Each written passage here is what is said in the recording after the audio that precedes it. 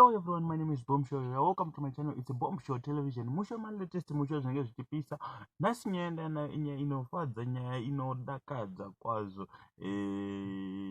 Nyaya de Jatiwero Naizaboom. I think it is tinomuziva. We are all familiar with that. But nisana pina munyaya yangu kana uri mutsva panapa tokumbirisawo kuti we subscribe this channel. Also turn on the notification bell icon wherever whenever patino upload our videos, you'll be the first one to be notified kuti Boom Show akanda. Saka pa Boom Show Television usati wa subscribe. Guys, usapfura ndiri usati apinda munyaya. Ndisingapedze nguwa rega nditende avo vakasubscribe, vari kulike ma videos, vari kupusha, vari kukomenta vese.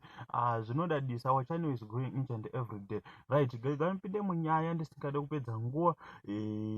Nyaya ndine muhumbo wandinawo, ndoda kuti muone video. Ndoda kuti muone Jatiwero weNaizaboom atengerwa mota. Mushure umu ndakaona Naiza achiita se akatengerwa yake. Tongoti makorokoto makuru kuna mukuru.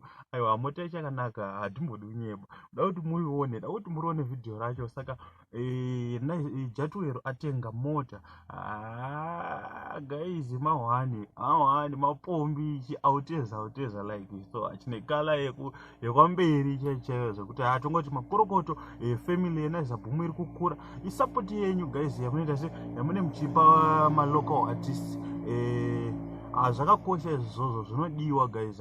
Rambai muchipo support iyo kuti tisvikewo kumberi kwakadaro guys. Zvinodadisa. Saka ndonyaya ndanga ndinayo, ndisingade kupedza nguwa. Rega ndiite se ndikuratidze video, sangana ine video.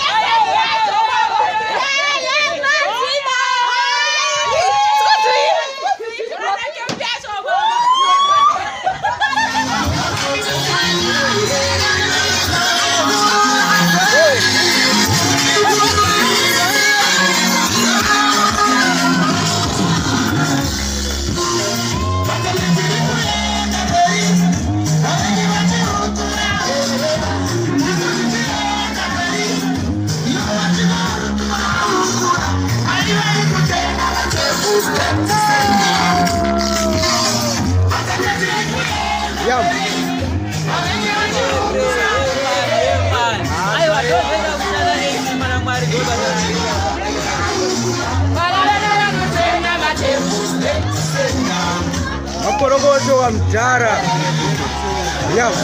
Ufila sene mote nyunyowani. Sipako zvomubati chekutanga ndotenga mwari ndizotenda timu rese randoshanda naro reNB nadirector nevamwe vese anotsigiro kuNB.